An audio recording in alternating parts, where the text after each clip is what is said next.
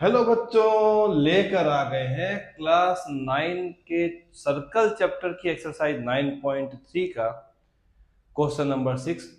काफी इंपॉर्टेंट और शानदार क्वेश्चन है, तो चलिए इसको सॉल्व करते हैं। मेरा नाम है गौरी शंकर माहेश्वरी और आप देख रहे हैं आपका अपना खूबसूरत और प्यारा चैनल जीएसएम सर।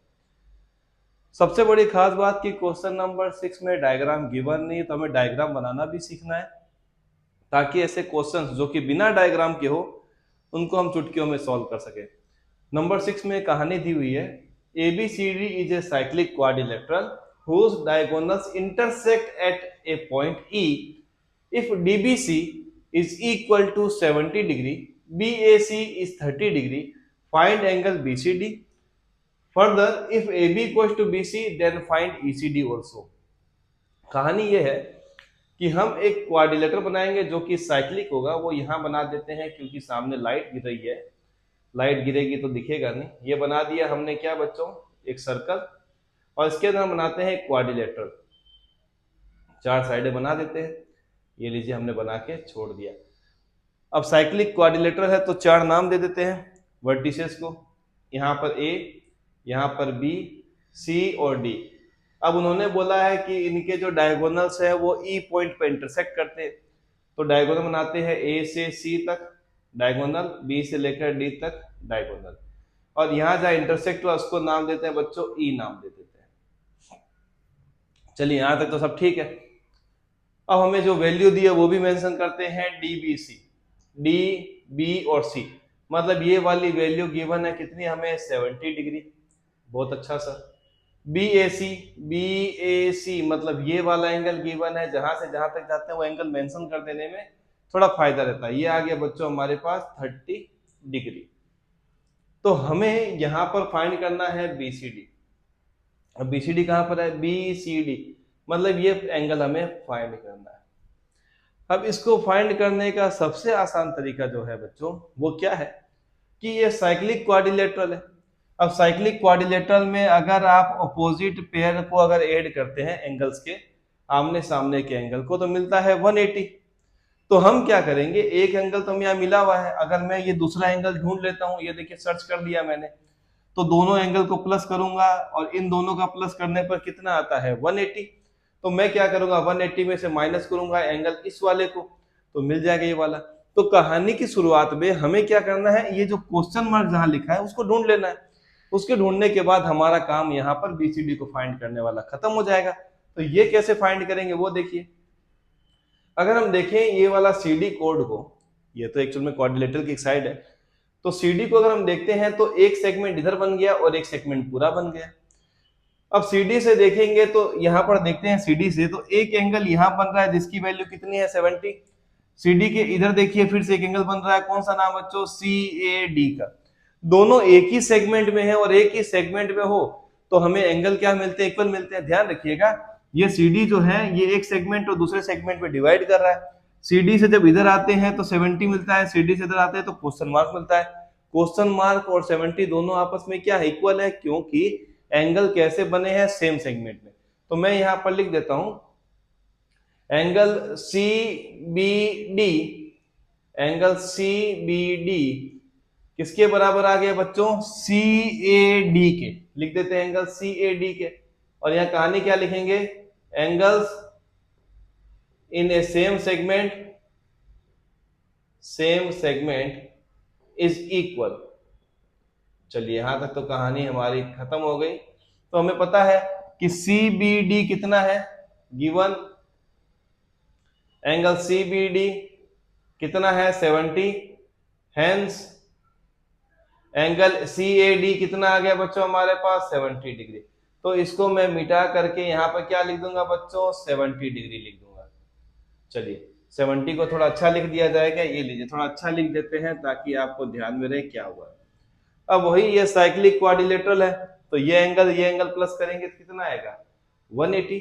चलिए अब कर देते हैं, ABCD is a cyclic quadrilateral.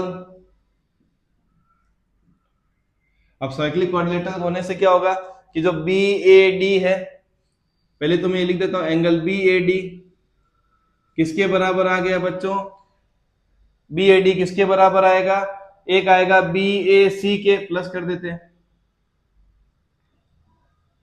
B ए सी, और एक क्या आएगा सी ए डी के, प्लस करते हैं सी ए डी के।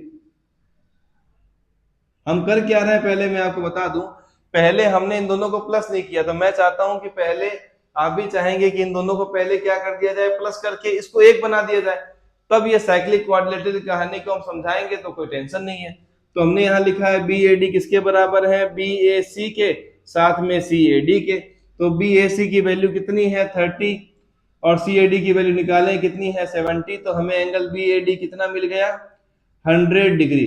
ये जरूरी था ढूंढना, क्योंकि अब हमारे पास कंप्लीट एक एंगल आ चुका है जिसके साथ हमें इसको प्लस करना है।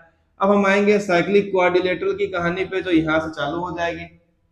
क्या लिखेंगे, बी ए डी के साथ हमें किसको प्लस करना है बच्चों, बी सी डी को। तो हमें क्या मिल जाएगा 180 डिग्री। कहानी क्या आता है, sum of opposite angles, sum of opposite angles in cyclic quadrilateral, cyclic quadrilateral is 180 degree. अगर किसी साइक्लिक क्वाड्रिलेटरल के अपोजिट एंगल को प्लस करते हैं तो कितना आता है 180। तो बी ए डी क्यों निकाला गया था, इसकी वजह आप लोग जान गए हैं, क्योंकि इसे हम यहाँ पर लिखना था, अलग अलग मेंशन नहीं करेंगे, एक साथ लिखना है। तो बी ए डी की वैल्यू आ गई 100 डिग्री, प्लस का बी सी डी हमारे पास हम ढूंढ ही रहे हैं, तो बी सी डी लिख देते हैं, किसके बराबर आएगा 180। तो बी सी डी की वैल्यू आ गई 180 माइनस का 100, तो एंगल बी सी डी हमें मिल गया बच्चों 80 डिग्री। ये लीजिए हमारा यहाँ पर काम हो गया, मतलब पूरा एंगल कितना आ गया 80 डिग्री। दिख तो रहा होगा, चलिए सब कुछ क्लियर है, कोई टेंशन नहीं है। तो ध्यान रखिएगा, इस स्टेप को हमें यहां लिख देने में भी कोई परेशानी नहीं है, आप इसके ऊपर लिख दे तो भी दिक्कत नहीं है, और अगर यहां लिखे तो भी परेशानी नहीं है। पर साइक्लिक क्वाड्रिलेटरल जो है उसकी प्रॉपर्टी जरूर याद रखिएगा, आमने सामने के एंगल को प्लस करने पर 180। तो हमें मिल गया बच्चों एंगल बीसीडी, कितना मिल गया बच्चों हमें 80 डिग्री। एक तो हमें बीसीडी फाइंड करना था जो हम यहाँ पर निकाल चुके हैं, ठीक है। अब हमें क्या करना है, इन दोनों को मिला के मिला 181, इन दोनों को मिला के कितना मिला 80, पर हमें क्या निकालना है ECD, ECD सिर्फ ये वाला एंगल निकालना है। अब ये वाला एंगल तो 80 से छोटा ही होने वाला है, क्योंकि दोनों को एंगल को मिला के बना 80, तो एक एंगल की वैल्यू 80 से कम आएगी, वो अभी हम लोग ढूंढ लेते हैं।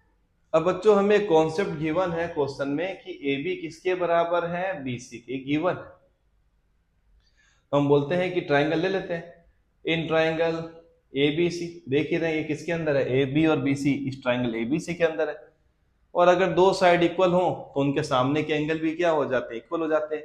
तो ये रहा AB, यहां लिख देते हैं AB किसके बराबर गिवन है, BC के। ये गिवन पार्ट है, चलिए ठीक है। अब गिवन पार्ट है तो AB के सामने कौन सा एंगल है, C वाला। AB के सामने कौन सा एंगल है, C वाला, तो AB के सामने हो जाएगा ACB, ठीक है। अब BC के सामने कौन सा एंगल है बच्चों, A वाला, ये दिख रहा है इस ट्राइंगल में, तो BAC लिख देते हैं, एंगल BAC।